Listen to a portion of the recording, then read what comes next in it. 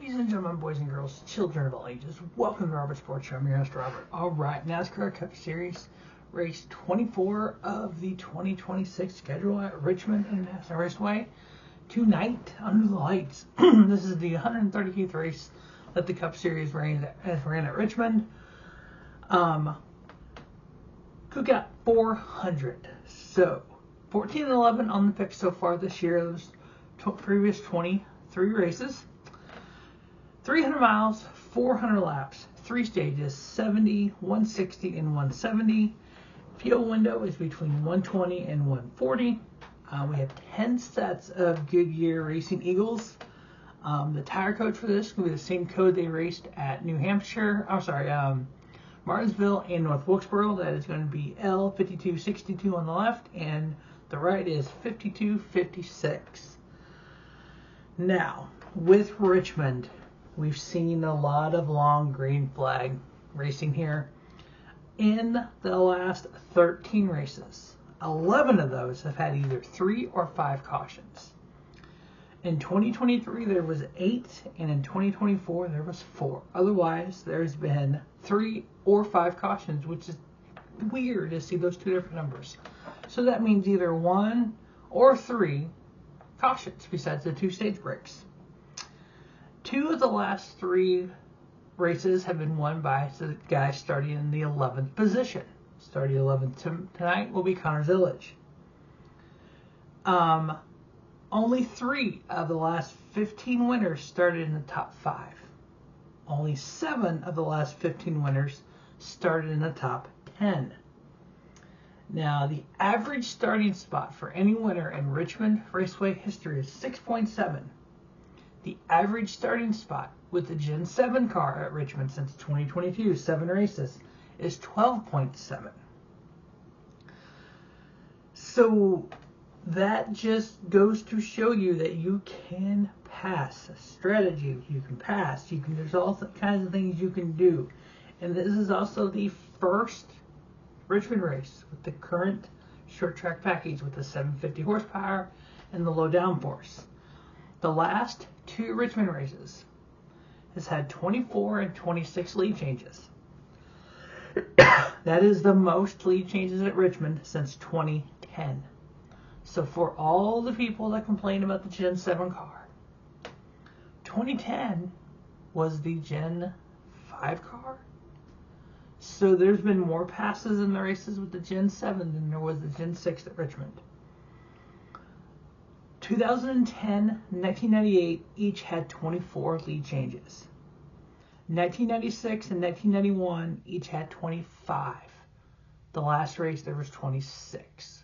So, we know based on starting position, you can start 12th, average 12.7, and you can go up and win the race. We've seen 2 of the last 3 winners start 11th and go on to win the race. So, passing, strategy, pit road, all that's going to matter. How you get to the front to win this race. In the last 7 Richmond races with the Gen 7 car, Denny Hamlin, 2 wins, average finish 5.71. Kyle Larson, 1 win, 7.85. Joe Logano, 8.42. Josh Berry, 8.75. Christopher Bell, 9.28. Brad Keselowski, 11.0. Zane Smith, in 1 race, he finished 11th. Austin Dillon, 2 wins. Average finish in the last 7 races, though, 12.28. And Ryan Blaney, 12.85. During those 7 races, average running position. So you could run well, run up front, but not finish well. Denny Hamlin, average running position, 7.18. Joe Logano, 8.28. Kyle Larson, 9.54. William Byron, 10.48. Christopher Bell, 10.86. Brad Keselowski, 11.98. Bubba Wallace, 12.33. Chase Elliott, 12.87. And Ross Chastain, 12.91. If we narrow it down to the last 3 races, average finish, Denny Hamlin with 1 win, average finish 4.33. Kyle Larson, 5.33. Joey Logano, 8.33. Austin Dillon, 2 wins, average finish of 8.66. 3 races ago, he finished 24th with those 2 wins. We know the 1 win, he came when he took out Joey Logano and Denny Hamlin. He obviously got penalized for that. We all know the story on all that. But last year, he won it clean. William Byron, 10.66.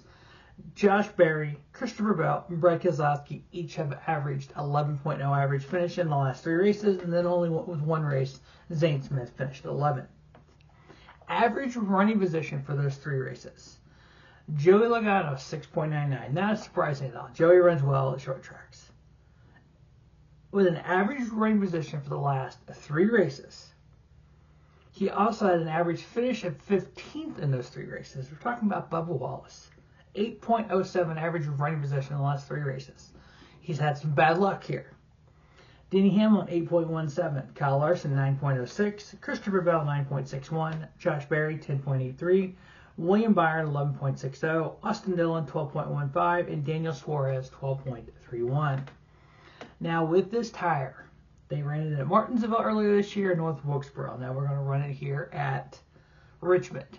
Not sure if it's going to be the same tire for New Hampshire next week, but the Martinsville and New Hampshire and North Wilkesboro, excuse me, those 2 flat short tracks. You can add Iowa to that, but that was a little different tire, a little different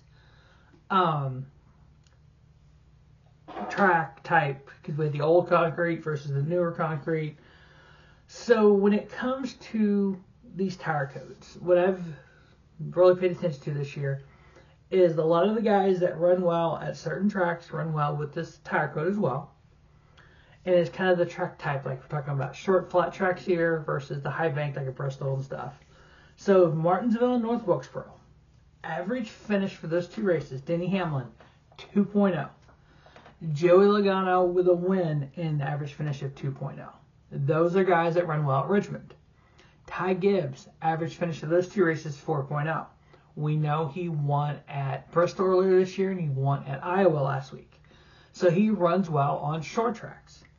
Shane Van Gisbergen, average finish of 8.0 in those 2 tracks. Yeah, Shane is figuring ovals out. Shane is figuring out how to run up front in ovals. He ran up front in the truck race. Oh yeah, the truck race was at North Wilkesboro. Huh, that's interesting. He ran well in the truck race at North Wilkesboro, ran well in the Cup race. He's running the truck race today. He's on the pole, matter of fact. Maybe Shane gets his first oval win here. Who knows? Chase Briscoe, 8.5. Ryan Blaney, 8.5. William Byron, 8.5. And Chase Elliott, 9.0 in the win. We know he won at Martinsville earlier. And Brett Keselowski, 10.0. Average running position with this tire code at Martinsville and North Wilkesboro this year. Denny Hamlin, 2.35. Joey Logano, 3.64. Shane Van Gisbergen, 6.72. Ty Gibbs, 7.58. Ryan Blaney, 8.32. William Byron, 10.66. Austin Cindric, 10.81. Carson Hocevar, 11.01. And Chase Elliott, 11.63. Now, when I'm talking about ovals, I'm talking about short tracks. Of those names, Hamlin, Logano, Van Gisbergen, Gibbs, Blaney, Byron, Cindric, Hocevar, and Elliott. What name normally doesn't go there? Yeah, that SVG guy. He's figuring some things out. I like it. I like it a lot. All right, with 3 races left before the 10-round chase begins, Denny Hamlin with 4 wins, Ty Gibbs with 2 wins, Ryan Blaney with 2 wins, and Tyler Reddick with 5 wins. They are locked in. The way the reset will happen, whoever is leading after race 26, they will be the number 1 seed for the chase. They will have a 25-point lead over the number 2 seed, and then they'll take 5 points off all the way down to 16th, which 16th will be 100 points out of the lead at that point in time.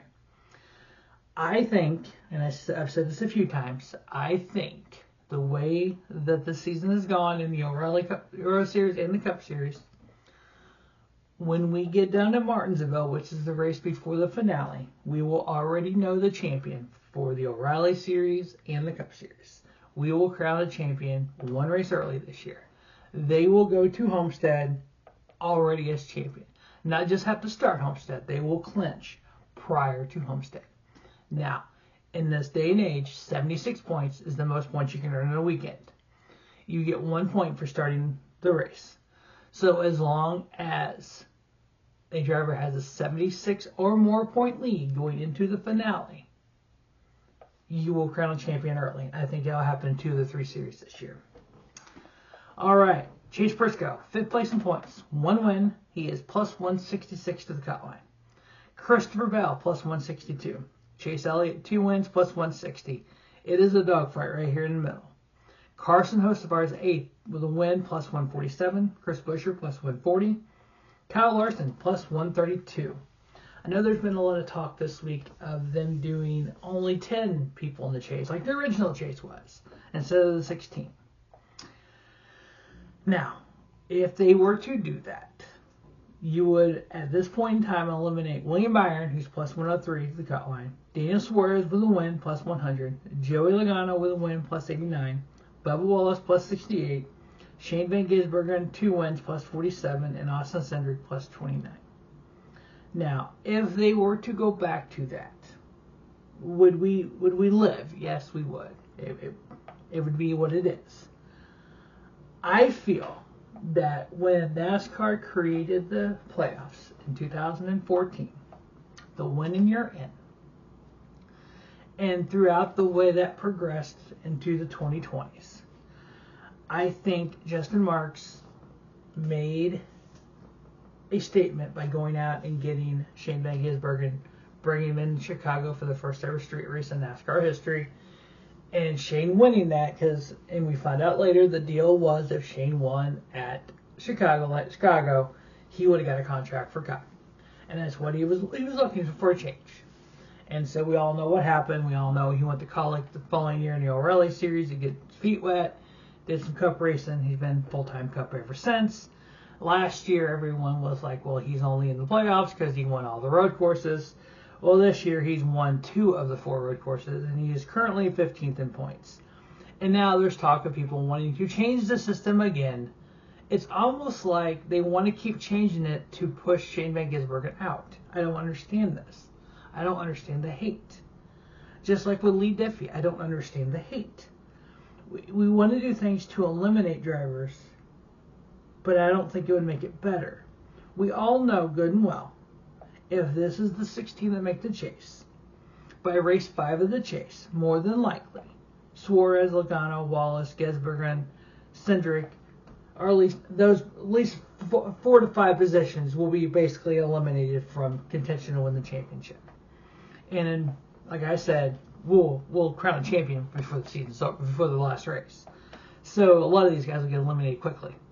So the fact that we want to not even have them in there, even though they're going to be eliminated, just because 2014 or whatever year it was, where Tony Stewart won 5 of 10 chase races and won the championship.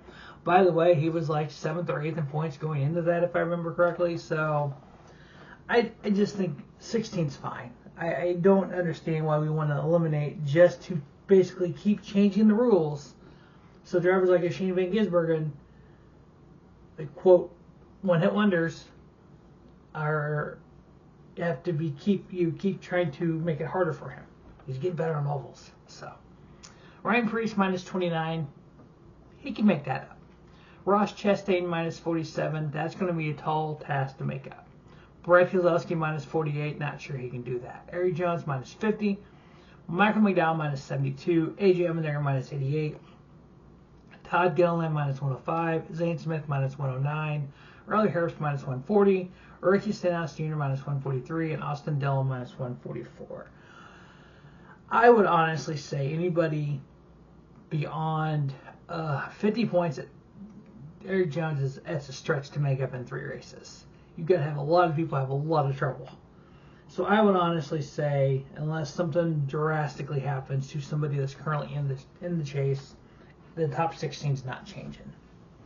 All right, NASCAR Fantasy Live. Now, mind you, Denny Hamlin, Christopher Bell, and Tyler Reddick, I've used all 10 starts already. Yeah, didn't do load management very well with them. Ryan Blaney, Ty Gibbs, and Kyle Larson, I have 1 start each left. So that's why my lineup looks a little different, because I've lost the 3 guys that I should be putting in here. So my NASCAR Fantasy Live lineup: Joey Logano, Ty Gibbs, Ryan Blaney, Shane Van Gisbergen, Chase Briscoe, and Austin Dillon in the garage. The head-to-heads: Ty Gibbs over Christopher Bell, Austin Dillon over Chris Buescher, Denny Hamlin over Kyle Larson, Joey Logano over Ross Chastain. as we look at qualifying, and we see Ryan Blaney is on the pole. Once again, he was on the pole last week too. He dominated stage 1 last week too. I know from last week, Bubba Wallace was running up front, had the speeding penalty. We found out on Door Bumper Clear this week that Freddie Kraft took responsibility for that, told Bubba the wrong lights, the wrong spot on pit road. They all knew they were speeding. You could tell they were speeding. So I hated that for that team. They needed a good run. All right, so we got Blaney on the pole, followed by Chase Briscoe, Josh Berry, great run, Ty Gibbs, William Byron, Ryan Preece, Bubba Wallace, Christopher Bell, Brad Keselowski, and Joey Logano is your top 10. Chase Elliott's 13th, Denny Hamlin 14th. Let's see who else is back there in the back. Hurricane is 22nd. Kyle Larson qualified 30th. I guess his brain is in Knoxville. Shane Van Gisbergen qualified 31st. Tyler Reddick 32nd. Wow. And so Noah Gragson signed his extension with Front Row Motorsports is 35th. I know I saw some people online that didn't like that, say he deserves better. I mean, really? I don't understand. And I saw somebody, and they never commented back to me, that they had said that if you don't win a championship and win races in Cup, you need replaced. And my response was, so you're going to replace half the field every year? Because only one person can win a championship and only about 16 to 18 people win races. So that means half the field is getting turned over every year. You're going to run out of drivers sooner or later here, people. Most of these teams do not do this to win. I'm sorry, they don't. I know that's the goal. But even go back in the good old days, 3/4 of the teams knew they couldn't win. So somebody always has to finish first. Somebody has to finish last. Somebody's going to finish at every position in the middle. You're never going to have a 14 wide for tie for the win, and the first 14 people win the race. And this is never going to happen. All right, the 4 picks. So we've got to go with qualifying 14th, Denny Hamlin. Now, the 14th position has won in 2010, race 26, by Denny Hamlin. He's won from 14th before. And then Kyle Busch in 2009, race 10. Ty Gibbs, he's qualified 4th. The 4th spot is won in 2016 spring and 2017 fall. On the pole, Ryan Blaney. He's one of the picks. 24 times the winner has come from the pole at Richmond. The last time was 2016, the fall race, and then 2014, the fall race. And then Joe Logano, who qualified 10th.